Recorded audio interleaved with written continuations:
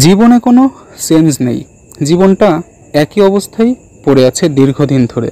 আজ থেকে 5 বছর আগেও আপনি যেখানে ছিলেন, 5 বছর পরেও আপনার মনে হচ্ছে আপনি সেখানেই আছেন। কোনো কিছুতেই কোনো কিছু হচ্ছে না। না হচ্ছে আপনার চাকরি, না পাচ্ছেন আপনি ব্যবসা করতে। যেটাই করতে যাচ্ছেন সেটাতেই আপনি বাধাপ্রাপ্ত হচ্ছেন এবং দিন শেষে আপনি একই জায়গায় অবস্থান করছেন। এই চিন্তাভাবনা যদি আপনার মনের ভিতরে থাকে তাহলে এই ভিডিওটি মনোযোগ সহকারে দেখার অনুরোধ রইল। আজকে আমি আপনার লাইফ চেঞ্জ করার মতো 3টি রেখার সাথে পরিচয় করিয়ে দেব এবং এই হাতে আমি একে আপনাকে বুঝিয়ে দেব সেই রেখাগুলো কোথায় থাকে, কত বছর বয়সে আপনি আপনার লাইফটাকে চেঞ্জ করতে পারবেন। তাছাড়াও ভিডিওর শেষে আমি আপনাকে জানিয়ে দেব যে একটা মানুষ যতই প্রাপ্তি করুক, সে যদি সঞ্চয়ী না হয়, শেষ বয়সে যদি তার সঞ্চয় না থাকে তাহলে সেই অর্জনের আসলেই কোনো মূল্য থাকলো না। তার আগে বলে রাখি, আপনি যদি এখনও চ্যানেলটিকে সাবস্ক্রাইব না করে থাকেন অবশ্যই চ্যানেলটিকে সাবস্ক্রাইব করে রাখবেন, আর অলরেডি সাবস্ক্রাইব করে রাখলে আপনাকে জানাই অসংখ্য ধন্যবাদ। তো শুরু করা যাক আজকের মূল ভিডিও।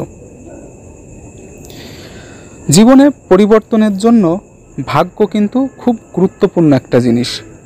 আপনার ভাগ্য যদি আপনার সহায় হয় তাহলে আপনি যে কোনো কাজেই সফলতা অর্জন করতে পারবেন। কোথা থেকে কি কাজ কখন কিভাবে হয়ে যাবে তা আপনি নিজেও টের পাবেন না। সেই ক্ষেত্রে প্রথমেই হাতের মুঠটি খুলুন এবং লক্ষ্য করুন আপনার ভাগ্যরেখাটি কী অবস্থায় আছে। আমি কয়েক রকম ভাগ্যরেখা আপনাকে দেখাচ্ছি, হয়তো এর ভিতরে কোনো একটি আপনার সাথে মিলে যেতে পারে, তাই মনোযোগ সহকারে দেখুন। প্রথম যে ভাগ্যরেখাটা সেটা আমি দেখাচ্ছি আয়ুরেখা থেকে। এই হলো আমাদের আয়ুরেখা। এই আয়ুরেখার সাথে যদি কোনো রেখা ঊর্ধ্বমুখী হয় তাহলে অবশ্যই সেই রেখা শুভফল দিয়ে থাকে, এবং কোনো রেখা যদি ঊর্ধ্বমুখী হয়ে শনি পর্বত পর্যন্ত পৌঁছে যায় তাহলে জানবেন আপনি অনেক ভাগ্যবান। এখন কথা হলো এটা কততম বয়সে ঘটবে সেটা নির্ভর করবে আপনার আয়ুরেখার কোন জায়গা থেকে এই রেখাটি ঊর্ধ্বমুখী। আয়ুরেখার বয়স কিভাবে নির্ণয় করতে হয় তা নিয়ে আমার ভিডিও অলরেডি করা আছে, আপনি চাইলে প্লেলিস্ট থেকে দেখতে পারেন অথবা ভিডিওর ইন্ড স্ক্রিনে আমি সেটা দিয়ে দেব, আপনি সেখান থেকেও দেখতে পারেন। তাছাড়াও ভাগ্যরেখা যদি মণিবন্ধুর পর্ব থেকে উঠে একদম শনি পর্বতে পৌঁছে যায় তাহলে জানবেন আপনি অত্যন্ত ভাগ্যবান একটি ব্যক্তি। যাদের মণিবন্ধ থেকে ভাগ্যরেখা ওঠে জ্যোতিষশাস্ত্রে ধরে নেওয়া হয় তারা পূর্বজন্মের কিছু কর্ম অসম্পূর্ণ করে রেখেছে, তাই আবার জন্মগ্রহণের ফলে সেই কর্ম সম্পূর্ণ করার সুযোগ তারা এই পৃথিবীতে নিয়ে এসেছে। এবং এই ধরনের ভাগ্যরেখা যেহেতু শুরু থেকেই আপনার সাথে আছে, সেই ক্ষেত্রে জন্ম থেকে মৃত্যু পর্যন্ত এই রেখার প্রভাব আপনার সমস্ত জীবন জুড়েই থাকবে এবং ডে বাই ডে এটা প্রভাব বাড়তেই থাকবে। ভাগ্যরেখা যদি চন্দ্রের ক্ষেত্র থেকে ঊর্ধ্বমুখী হয়ে শনির পর্বত পর্যন্ত পৌঁছে যায় তাহলেও সেই ভাগ্যরেখা অনেক অ্যাক্টিভ ফল দিয়ে থাকে।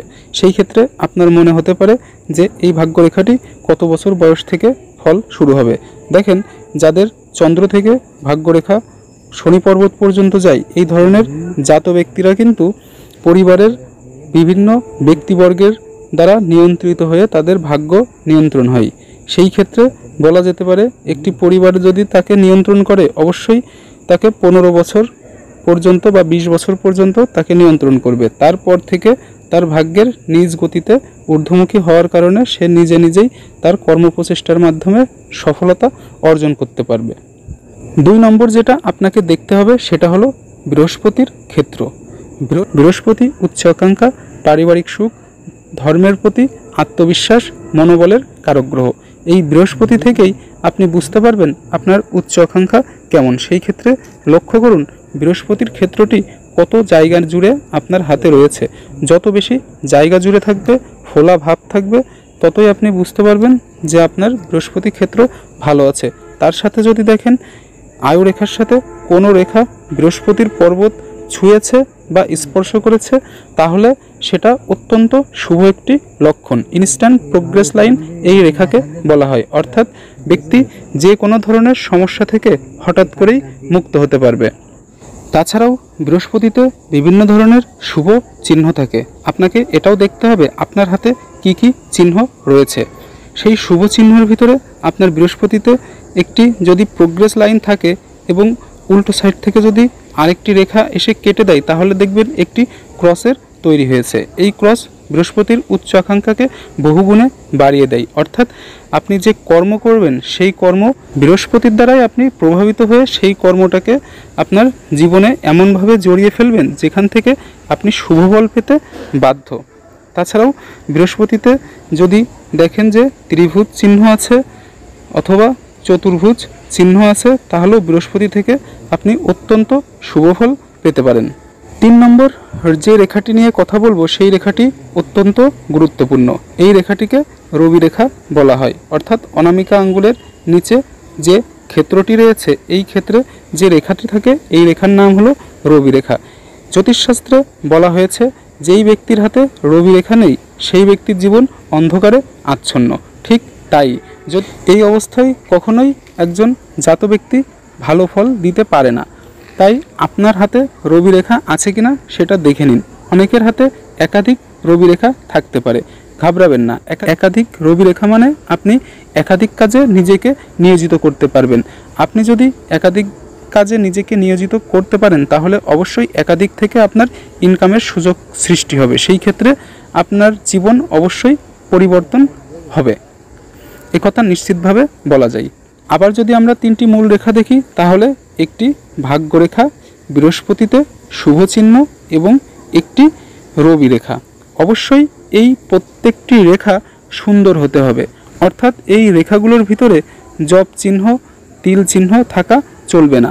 আবার ভগ্ন রেখা, ভাঙা ভাঙা রেখা, আবছা রেখা, অস্পষ্ট রেখাও চলবে না। এই রেখাগুলো যদি স্পষ্ট হয়, শুভ কোনো চিহ্ন থাকে তাহলেই জানবেন এই রেখা থেকে আপনার জীবন অবশ্যই পরিবর্তন হবে। এখন আপনি ভিখারি হতে পারেন কিন্তু দিন শেষে আপনি রাজত্ব করবেন। এই রেখাগুলো যদি আপনার হাতে থাকে তাহলে অবশ্যই কমেন্ট করে আমাকে জানাবেন। এখন ধরলাম এই 3টি রেখাই সুন্দর এবং স্পষ্টভাবে আপনার হাতে রয়েছে, অর্থাৎ আপনি জীবনে একজন সফল ব্যক্তি হতে যাচ্ছেন। সেটা আপনি চাকরি করে হোক, আপনি ব্যবসা করেই হোক, সেটা যেভাবেই হোক বা পরিবারের সহযোগিতাই হোক। কিন্তু আপনি এত কিছু ইনকাম করার পরেও আপনি সঞ্চয় নাও হতে পারেন। দিন শেষে দেখা যাচ্ছে আপনার কাছে কোনো অর্থকড়ি বা সম্পদ নেই। সেটাও আপনি কিভাবে বুঝবেন যে আপনি ধরে রাখতে পারবেন কিনা? প্রথমেই লক্ষ্য করুন আপনার আঙ্গুলের গঠনের দিকে। সেই ক্ষেত্রে তর্জনী এবং অনামিকা আঙ্গুলটি ভালো করে লক্ষ্য করুন। হাতটি স্বাভাবিকভাবে আপনার সামনে ধরুন। যদি দেখেন এই 2 আঙ্গুলের ভিতরে বিস্তর ফারাক আছে বা ফাঁকা আছে তাহলে জানবেন আপনি যে টাকা অর্জন করবেন তার অধিকাংশ আপনার ব্যয় হয়ে যাবে এবং আপনি টাকা ধরে রাখতে পারবেন না। তাই আপনাকে এই জায়গাগুলো ঠিক করতে হবে, আপনাকে সঞ্চয়ী হতে হবে। তাছাড়াও শুক্রের স্থানে একাধিক ঊর্ধ্বমুখী রেখা রয়েছে তাহলেও জানবেন আপনি সম্পত্তি ধরে রাখতে পারবেন। ভিডিওটি এই পর্যন্ত দেখে থাকলে অবশ্যই ভিডিওটি আপনার ভালো লাগলো, তাই ভিডিওটি লাইক করুন, বন্ধুবান্ধবের মাঝে শেয়ার করুন। দেখা হবে নতুন কোনো ভিডিওতে। সেই পর্যন্ত সুস্থ থাকুন, ভালো থাকুন। ধন্যবাদ।